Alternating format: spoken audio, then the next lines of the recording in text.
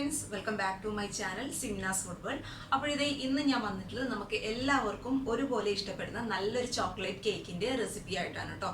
അപ്പോൾ ഈ ഒരു ചോക്ലേറ്റ് കേക്കിന്റെ പ്രത്യേകത എന്താണെന്ന് വെച്ചാൽ നമ്മളിത് ചെയ്തെടുക്കുന്നത് ഓവനും ബീറ്ററും ഒന്നുമില്ലാതെ കുക്കറിലാണ് കേട്ടോ നമ്മളിത് ചെയ്തെടുക്കുന്നത്. അപ്പോൾ കുക്കറിലായതുകൊണ്ട് തന്നെ എല്ലാവർക്കും ഒരുപോലെ ഉപകാരപ്പെടുമെന്നും അതുപോലെ എല്ലാവർക്കും വളരെ എളുപ്പത്തിൽ ചെയ്തെടുക്കാൻ പറ്റിയ നല്ലൊരു ചോക്ലേറ്റ് കേക്കിന്റെ റെസിപ്പിയാണ്. അപ്പോൾ കുഞ്ഞുങ്ങൾക്കൊക്കെ ആ ഒരു ചോക്ലേറ്റിന്റെ ഫ്ലേവർ ഒക്കെ ഉള്ളതുകൊണ്ട് പെട്ടെന്ന് ഇഷ്ടപ്പെടുന്ന നല്ലൊരു റെസിപ്പി ആട്ടോ. അപ്പോൾ റെസിപ്പി കണ്ടു നോക്കി ഇഷ്ടപ്പെട്ടാൽ തീർച്ചയായിട്ടും ട്രൈ ചെയ്ത് നോക്കുക. മാത്രമല്ല, കഴിഞ്ഞ തവണ ഞാനൊരു ടീ കേക്കിന്റെ റെസിപ്പി ഇട്ടപ്പോൾ അത്യാവശ്യം നല്ലൊരു റെസ്പോൺസ് ഉണ്ടായിരുന്നു. അപ്പോൾ ഞാൻ വിചാരിച്ചു നിങ്ങൾക്ക് വേണ്ടിയിട്ട് ഇന്നൊരു ചോക്ലേറ്റ് കേക്കിന്റെ റെസിപ്പി അതേ ഒരു മെത്തേഡിൽ എങ്ങനെയാണ് ചെയ്യുന്നത് എന്ന ഒരു വീഡിയോ ആയിട്ട് വരാം കേട്ടോ. അപ്പം നിങ്ങളെല്ലാവരും ഒന്ന് കണ്ടു നോക്കി ഇഷ്ടപ്പെട്ടാൽ തീർച്ചയായിട്ടും ട്രൈ ചെയ്ത് നോക്കുക കേട്ടോ. അപ്പോൾ പിന്നെ വീഡിയോസൊക്കെ കണ്ട് ഇഷ്ടപ്പെടുകയാണെങ്കിൽ ഇതേ തൊട്ട് താഴെയുള്ള സബ്സ്ക്രൈബ് ബട്ടണും തൊട്ടടുത്തുള്ള കുഞ്ഞു ബെല്ലൈക്കൺ കൂടി ഇനേബിൾ ചെയ്യുകയാണെങ്കിൽ ഇതുപോലുള്ള നല്ല നല്ല വീഡിയോസ് ഞാൻ ഇടുമ്പോഴും നിങ്ങൾക്ക് പെട്ടെന്ന് നോട്ടിഫിക്കേഷൻ ആയിട്ട് വരും. അപ്പോൾ നമുക്ക് പെട്ടെന്ന് തന്നെ ഈ ചോക്ലേറ്റിന്റെ റെസിപ്പി എങ്ങനെയാണ് ചെയ്യുന്നത് നോക്കാം.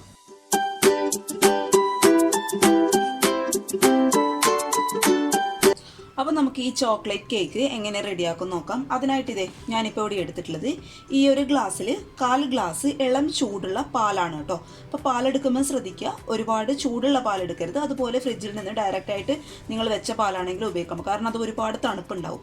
അത് പാലെന്ന് മാത്രമല്ല, നമ്മൾ കേക്കിനുള്ള ഏത് ഇൻഗ്രീഡിയൻസ് എടുക്കുകയാണെങ്കിലും ഒരുപാട് തണുപ്പുള്ള സാധനങ്ങളൊന്നും കേക്കിന് ഉപയോഗിക്കാനായിട്ട് പാടില്ല കേട്ടോ. അപ്പോൾ ഈ ഒരു ഗ്ലാസ്സിൽ ഒരു 1/4 ഗ്ലാസ് ഇളം ചൂടുള്ള പാല് നമുക്ക് ഈ ഒരു ബൗളിലോട്ട് ഒഴിച്ചു കൊടുക്കാം. പിന്നെ നിങ്ങൾ ശ്രദ്ധിക്കേണ്ട കാര്യം, നിങ്ങൾ ഏത് ഗ്ലാസ്സിലാണോ അല്ലെങ്കിൽ ഏത് പാത്രത്തിലാണോ പാലെടുക്കുന്നത് അതേ സെയിം കപ്പിലും ഗ്ലാസ്സിലും ആയിരിക്കണം ഇനി കേക്കിന് പറയാൻ പോകുന്ന എല്ലാ ഇൻഗ്രീഡിയൻസും എടുക്കേണ്ടത് കേട്ടോ.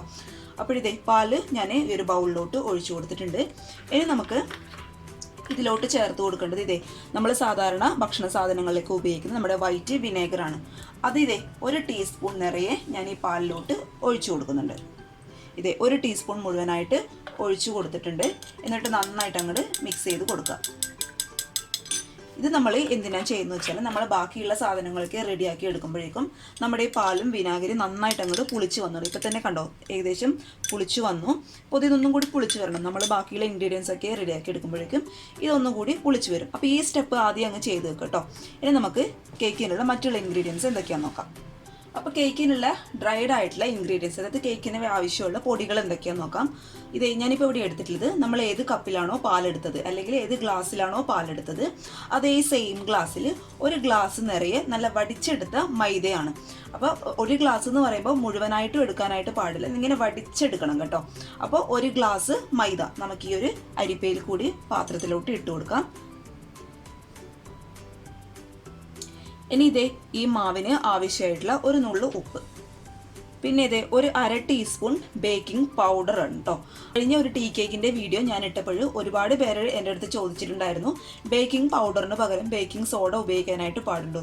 ബേക്കിംഗ് സോഡ ഉപയോഗിക്കരുത് കേട്ടോ. കേക്കിന് ബേക്കിംഗ് പൗഡർ തന്നെയാണ് ആവശ്യം. കാരണം ഈ ബേക്കിംഗ് പൗഡർ നമ്മൾ കേക്കിലോട്ട് ചേർത്ത് കൊടുക്കുന്നത് നമ്മുടെ കേക്ക് നന്നായിട്ട് പൊങ്ങി വരാനായിട്ടാണ്. അപ്പോഴിതേ 1/2 ടീസ്പൂൺ ബേക്കിംഗ് പൗഡർ നമ്മൾ ഇതിലോട്ട് ചേർത്ത് കൊടുത്തിട്ടുണ്ട്. ഇനി നമുക്കിതിലോട്ട് ചേർത്ത് കൊടുക്കേണ്ടത് 1/2 ടീസ്പൂൺ കൊക്കോ പൗഡറാണ്. അപ്പോൾ നമ്മൾ ചോക്ലേറ്റ് കേക്ക് റെഡിയാക്കുമ്പോൾ നമുക്ക് ആവശ്യം കൊക്കോ പൗഡറാണ്. അതിപ്പോൾ 1/2 ടീസ്പൂൺ നിറയെ ഞാൻ ഇതിലോട്ട് ഇട്ട് കൊടുക്കുന്നുണ്ട്. ഇനി ഇതെല്ലാം കൂടി നമുക്ക് നന്നായിട്ട് അങ്ങോട്ട് അരിച്ചെടുക്കാം. അരിച്ചെടുക്കുന്നത് എന്തിനാണെന്ന് അറിയാലോ, നമ്മുടെ എല്ലാ സാധനങ്ങളും മൈദയുടെ എല്ലാ ഭാഗത്തും എത്താൻ വേണ്ടിയിട്ടാണ് നമ്മൾ നന്നായിട്ട് അങ്ങോട്ട് അരിച്ചെടുക്കുന്നത്. അപ്പോൾ ഇതൊക്കെ മുന്നേയുള്ള കേക്കിൻ്റെ റെസിപ്പിയിൽ ഞാൻ ഒരുപാട് തവണ പറഞ്ഞിട്ടുണ്ട്. അപ്പോൾ എത്രത്തോളം അരിച്ചെടുക്കാൻ പറ്റുമോ അത്രയും നല്ലതാട്ടോ, നമ്മുടെ കേക്ക് സോഫ്റ്റായിട്ട് വരത്തേ ഉള്ളൂ. അപ്പോൾ ഞാനിതെന്തായാലും 3 തവണ ഒന്ന് അരിച്ചെടുക്കാൻ പോവുകയാണ്.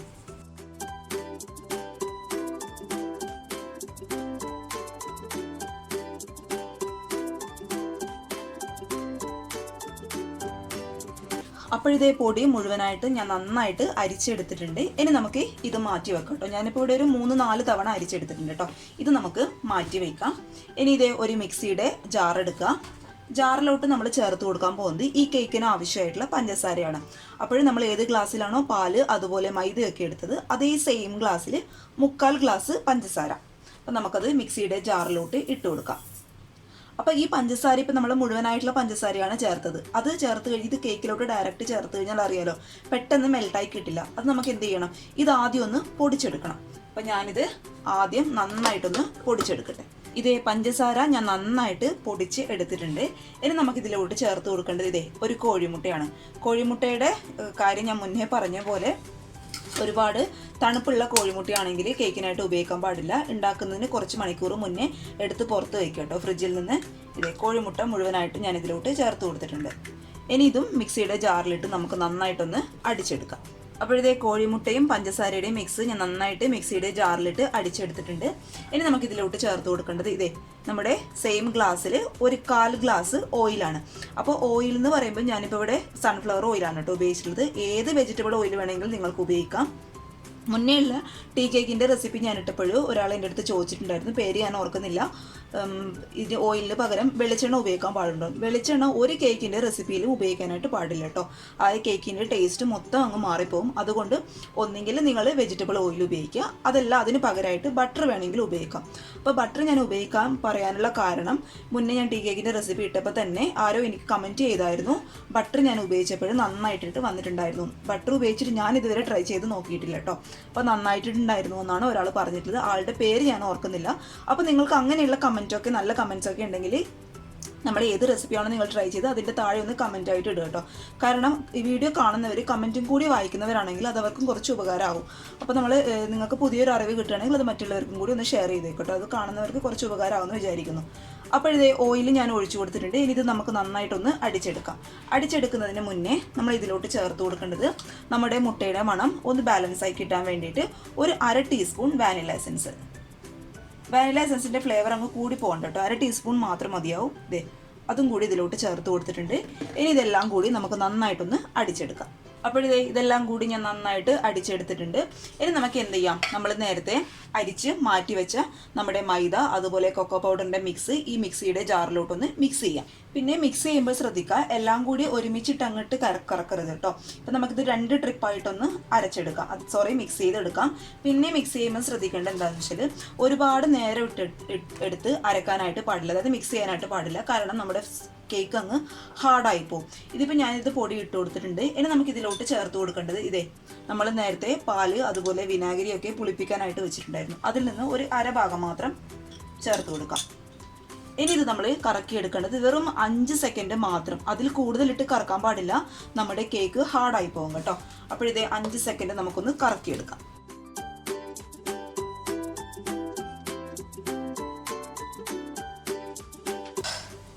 അപ്പോഴിതേ നമ്മുടെ കേക്കിൻ്റെ ബാറ്ററി ഇവിടെ റെഡി ആയിട്ടുണ്ട്. കണ്ടോ, അതിൻ്റെ കൺസിസ്റ്റൻസി എന്ന് പറയുന്നത് ഇതാട്ടോ. ഒരുപാട് ലൂസല്ല, അതുപോലെ ഒരുപാട് ടൈറ്റ് ആയി പോകാനും പാടില്ല. കേക്കിൻ്റെ ബാറ്ററിൻ്റെ അത് ഏത് കേക്ക് എടുക്കുകയാണെങ്കിലും കേക്കിൻ്റെ ബാറ്റർ ഒരുപാട് അങ്ങ് ലൂസായി പോയി കഴിഞ്ഞാൽ നമ്മുടെ കേക്ക് പൊങ്ങി വരത്തില്ല കേട്ടോ. ഇതായിരിക്കണം കൺസിസ്റ്റൻസി എന്ന് പറയുന്നത് കേട്ടോ. റെഡിയാക്കാനായിട്ട് ഞാനിപ്പോൾ ഇവിടെ ഒരു കുക്കർ വെച്ച് കൊടുത്തിട്ടുണ്ട്. കുക്കറിൻ്റെ ഉള്ളിലോട്ടായിട്ട് നമുക്കൊരു കുഞ്ഞു പാത്രം വെച്ച് കൊടുക്കാം കേട്ടോ. നമ്മൾ ടീ കേക്ക് ചെയ്തില്ലേ അതേ സെയിം മെത്തേഡ് തന്നെ ഒരു പാത്രം വെച്ച് കൊടുത്തിട്ടുണ്ട്. അത് എന്തിനാണ് വെക്കുന്ന അറിയാലോ, കേക്ക് ടീന് നമ്മൾ ഡയറക്റ്റായിട്ട് കുക്കറിൽ ഇറക്കി വെക്കുകയാണെങ്കിൽ കേക്കിൻ്റെ അടിവശം പെട്ടെന്ന് അങ്ങ് കരിഞ്ഞു പോകും. അതിനായിട്ട് കുഞ്ഞു പാത്രം വെച്ച് കൊടുത്തിട്ടുണ്ട്. ഇനി നിങ്ങളുടെ കയ്യിൽ സ്റ്റാൻഡ് ഉണ്ടെങ്കിൽ സ്റ്റാൻഡ് വെച്ച് കൊടുക്കാം കേട്ടോ.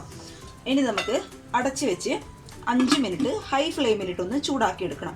അടച്ചു വെക്കുമ്പോൾ ശ്രദ്ധിക്കുക, കുക്കറിൻ്റെ വിസിൽ ഞാൻ ഇട്ടിട്ടില്ല, പകരം വാഷർ ഇതിൻ്റെ ഉള്ളിൽ തന്നെ ഉണ്ട് കേട്ടോ. വാഷർ ഇട്ടിട്ടുണ്ട്, വിസിൽ ഇട്ടിട്ടില്ല. എന്നിട്ട് നമുക്ക് അടച്ചു വെച്ച് ഒരു 5 മിനിറ്റ് ഹൈ ഫ്ലെയിമിലിട്ടിട്ട് നന്നായിട്ട് അങ്ങ് ചൂടാക്കി എടുക്കാം.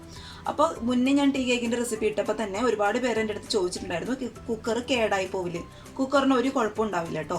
നിങ്ങൾക്കത് അങ്ങനെയായിട്ട് പേടിയുണ്ടെന്നുണ്ടെങ്കിൽ പഴയ കുക്കർ ഉണ്ടെങ്കിൽ അത് ഉപയോഗിച്ചോളൂ, അല്ലെങ്കിൽ പുതിയ കുക്കറാണെങ്കിലും ഒരു കുഴപ്പം ഉണ്ടാവില്ല. ഞാൻ ഇത് കേക്ക് ഉണ്ടാക്കിയതിന് ശേഷം കാണിച്ചു തരാം കുക്കറിൻ്റെ രീതി എങ്ങനെയായിരിക്കുന്നത് കേട്ടോ. അപ്പോൾ നമുക്കിത് എന്ത് ചെയ്യാം, ഒരു 5 മിനിറ്റ് അടച്ച് വെച്ച് ഹൈ ഫ്ലെയിമിലിട്ട് നന്നായിട്ട് അങ്ങോട്ട് ചൂടാക്കിയെടുക്കാം. അപ്പോഴത്തേ ഞാൻ ഇതിലോട്ടാണ് കേട്ടോ കേക്കിൻ്റെ മാവ് ഒഴിക്കാനായിട്ട് പോകുന്നത്. കാരണം കേക്ക് ടിന്നൊക്കെ എല്ലാവരുടെ അടുത്തും ഉണ്ടാവണമെന്നില്ല. മാത്രമല്ല എൻ്റെ കേക്ക് ടീന് കുറച്ച് വലുതാണ്, അത് ഈ കുക്കറിലോട്ട് പോകാനായിട്ട് ഇച്ചിരി ബുദ്ധിമുട്ടാണ്. അതുകൊണ്ട് ഇതേ ഒരു സ്റ്റീലിൻ്റെ പാത്രം എടുത്തിട്ടുണ്ട്. അതിലോട്ട് കുറച്ച് ഓയിൽ തടവി കൊടുത്തിട്ടുണ്ട്, നമ്മുടെ കേക്ക് പെട്ടെന്ന് അങ്ങ് അടി പിടിക്കാതിരിക്കാനായിട്ട് വേണ്ടിയിട്ട്. ഇനി അതിലോട്ട് നിങ്ങളുടെ കയ്യിൽ ബട്ടർ പേപ്പർ ഉണ്ടെങ്കിൽ ബട്ടർ പേപ്പർ വെച്ച് കൊടുക്കുക. ഞാനിപ്പോൾ A4 ഷീറ്റ് ഈ ഒരു പാത്രത്തിൻ്റെ അളവിൽ കട്ട് ചെയ്തിട്ടാണ് വെച്ച് കൊടുത്തിട്ടുള്ളത്. ഓക്കെ, ഇനി നമുക്ക് എന്ത് ചെയ്യാം, നമ്മൾ നേരത്തെ റെഡിയാക്കി വെച്ച മാവ് കംപ്ലീറ്റ് ആയിട്ട് ഈ ഒരു പാത്രത്തിലോട്ട് ഒഴിച്ചു കൊടുക്കാം. ബാറ്റർ കംപ്ലീറ്റ് ആയിട്ട് ഞാൻ ഈ ഒരു പാത്രത്തിലോട്ട് ഒഴിച്ചു കൊടുത്തിട്ടുണ്ട്. ഇനി ജസ്റ്റ് നമുക്കിതൊന്ന് ടാപ്പ് ചെയ്ത് കൊടുക്കാം. എന്തെങ്കിലും എയർ ബബിൾസ് ഒക്കെ ഉണ്ടെങ്കിൽ അതങ്ങ് പോയിക്കോളും കേട്ടോ. നമ്മുടെ കുക്കറൊക്കെ ആ ഒരു ടൈം കൊണ്ട് നന്നായിട്ട് ചൂടായിട്ടുണ്ട് കേട്ടോ. നന്നായിട്ട് ചൂടായിട്ടുണ്ട്. ഇനി നമുക്ക് എന്ത് ചെയ്യാം, നമ്മൾ നമ്മുടെ ഈ കേക്ക് ടിന്നെ പതുക്കെ ഈ പാത്രത്തിലോട്ട് കൈയൊന്നും പൊള്ളിക്കാതെ വെച്ച് കൊടുക്കാം. എന്നിട്ട് ഇതങ്ങ് അടച്ച് വയ്ക്കാം. വാഷർ ഇട്ടിട്ടുണ്ട്, അതുപോലെ വിസിലില്ല. ഇത് നമുക്ക് അങ്ങോട്ട് അടച്ച് വയ്ക്കാം. അടച്ച് വെച്ചതിന് ശേഷം ഒരു 5 മിനിറ്റും കൂടി എന്ത് ചെയ്യുക, നിങ്ങൾ ഹൈ ഫ്ലെയിമിലിട്ട് കുക്കറൊന്ന് ചൂടാക്കി എടുക്കുക. അപ്പോഴേക്കും നമ്മുടെ കേക്ക് ടിന്നിലെ മാവൊക്കെ ഒന്ന് സെറ്റായിട്ട് വരും.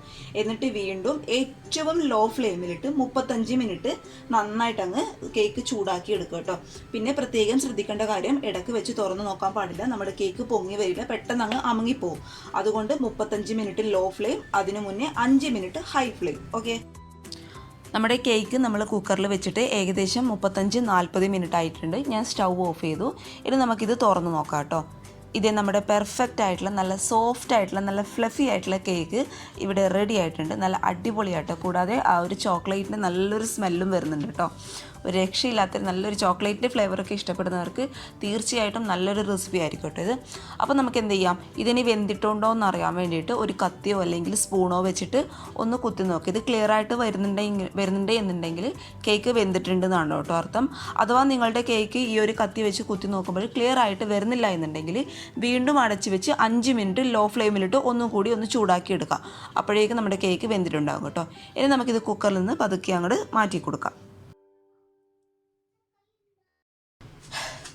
ഇത് നമ്മുടെ കേക്കിൻ്റെ ചൂടൊക്കെ കംപ്ലീറ്റ് ആയിട്ട് മാറിയിട്ടുണ്ട്.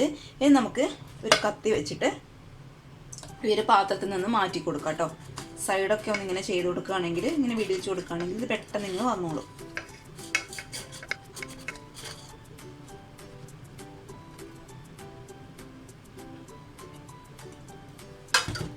ഇത് നമ്മുടെ അടിപൊളിയായിട്ടുള്ള ചോക്ലേറ്റ് കേക്ക് ഇവിടെ റെഡി ആയിട്ടുണ്ട്. അടിഭാഗമൊന്നും ഒട്ടും കരിഞ്ഞിട്ടില്ല കേട്ടോ. നല്ല ഫ്ലഫി ആയിട്ടുള്ള കേക്കാട്ടോ, നല്ല സോഫ്റ്റ് ആയിട്ടുള്ള കേക്കാണ്. കണ്ടോ, അടിപൊളിയായിട്ട് വന്നിട്ടുണ്ട്. നമുക്കിനി കട്ട് ചെയ്യാം കേട്ടോ.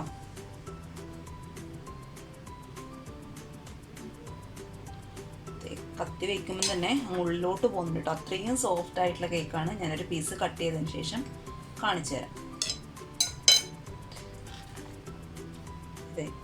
നല്ല അടിപൊളിയായിട്ടുള്ള നമ്മുടെ ചോക്ലേറ്റ് കേക്ക് ഇവിടെ റെഡി ആയിട്ടുണ്ട്. കണ്ടോ, നല്ല സോഫ്റ്റ് ആയിട്ടുള്ള കേക്കാണ്. അപ്പോഴിതേ നല്ല ഹോൾസൊക്കെ വന്നിട്ടുണ്ട്. എപ്പോഴും ചൂട് നന്നായിട്ട് പോയതിന് ശേഷം മാത്രമേ കേക്ക് കട്ട് ചെയ്യാം കേട്ടോ. അപ്പോഴേ ഇതേ കാണുന്ന ഹോൾസൊക്കെ നന്നായിട്ട് കറക്റ്റായിട്ട് വരത്തുള്ളൂ. അപ്പോൾ നമ്മുടെ കേക്ക് ഇനി എല്ലാവരും ഇങ്ങനെ ഒന്ന് ട്രൈ ചെയ്ത് നോക്കാം. നമ്മുടെ ഓവനും ബീറ്ററും ഒന്നും ഇല്ലാതെ നമുക്ക് നല്ല അടിപൊളിയായിട്ടുള്ള കേക്ക് റെഡിയാക്കി എടുക്കാനായിട്ട് പറ്റും. അപ്പോൾ എല്ലാവരും ട്രൈ ചെയ്ത് നോക്കുക. കുഞ്ഞുങ്ങൾക്കൊക്കെ പെട്ടെന്ന് ഉണ്ടാക്കി കൊടുക്കുക.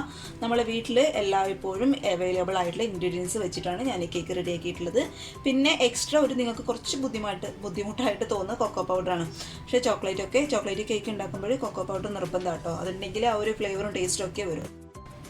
അപ്പോൾ എല്ലാവരും ട്രൈ ചെയ്ത് നോക്കുക. ട്രൈ ചെയ്ത് നോക്കിയിട്ട് നിങ്ങളുടെ അഭിപ്രായങ്ങളൊക്കെ അറിയിക്കുക. അതുപോലെ വീഡിയോസൊക്കെ കണ്ട് ഇഷ്ടപ്പെടുകയാണെങ്കിൽ ഇതേ തൊട്ട് താഴെയുള്ള സബ്സ്ക്രൈബ് ബട്ടണും തൊട്ടടുത്തുള്ള കുഞ്ഞു ബെല്ലൈക്കൺ കൂടി ഇനേബിൾ ചെയ്യുകയാണെങ്കിൽ ഇതുപോലുള്ള നല്ല നല്ല വീഡിയോസ് ഞാൻ ഇടുമ്പോൾ നിങ്ങൾക്ക് പെട്ടെന്ന് നോട്ടിഫിക്കേഷനായിട്ട് കിട്ടുകയും ചെയ്യും.